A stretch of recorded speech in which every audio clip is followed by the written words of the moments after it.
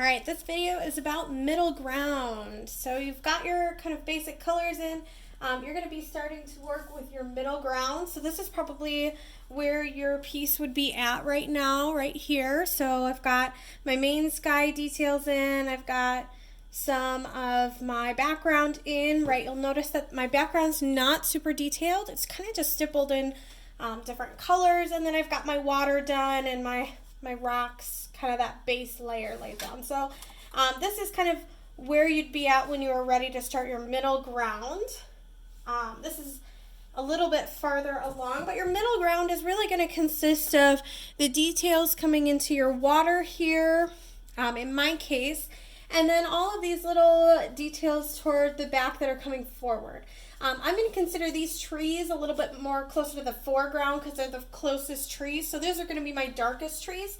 But for right now, if I'm working in my middle ground, I'm looking for just like some slight details. So I'm not looking for anything too crazy detailed. For my case, I'll kind of mix up some of my sap green and some brown in there. Maybe a little bit of Viridian. Give it a little bit more of a darker hue. Alright, gonna test it out, and I think that's about where I want to be. Maybe a little more brown. There we go. So I'm not doing anything crazy detailed. I'm just going through and I'm putting in some of my trees, and I'm also going to be blending them a little bit more. And I want my trees to kind of rise up out of this kind of embankment. So I'm just going to put a couple of them in there, a couple of their big stems, and then I'll go through with a little bit of water and I'll put in sort of some fuzzier trees. Now these are mostly evergreens in my picture. I'm not going every single tree and doing the whole thing, but what I am doing is I'm giving kind of that illusion of trees that we talked about in the in the tree video, where it's not anything crazy, it's just a little bit of an illusion of trees. So it's just the texture. It's not each full individual tree because it is the middle ground. And I'm using my small watercolor brush here, so I have a little bit more control, and I'm using a lot less water than I did in my foreground or in my background, because I want to have that control here in my middle ground.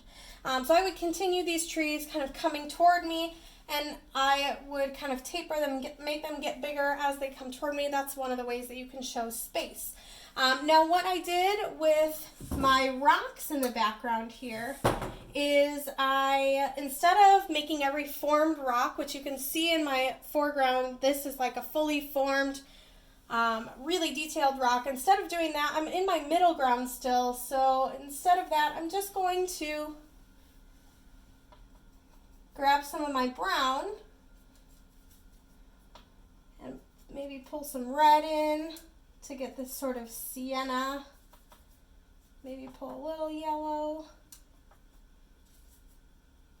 There we go. And I'm just going to make some different values of that and just start putting in some variations of the rock. Now I do have my first layer sort of done, so I've got this sort of pink, and it goes all the way to the background, which is just a little bit lighter. So my rocks aren't just going on white paper. Underneath you can see kind of that overall color of the rock. So if I feel like they're too dark, which I do, I can go through with a clean brush and pull some of their color out and maybe pull it a little bit forward. And as it gets closer to me, my rocks will actually get bigger and more detailed toward the foreground. I'll do the same thing kind of with my water and in my sky. I'm kind of working on that next level of detail. So with my sky, I might go through into some of my pinks. And I might add in just some more details to it. So I'll continue up in this sort of pink area. I'm going to give some of my clouds a little bit more definition. I can reference back to my reference image, but at some point you might be kind of calling audibles, and that's okay because it's watercolor. So for these, I'm going through and I'm blending them out a little bit. Maybe I don't want them to be as sharp, so I'm using a clean brush to blend them out. I also find that a clean flat brush can help blend them out. So if you've got some acrylic brushes at home, those can help blend as well.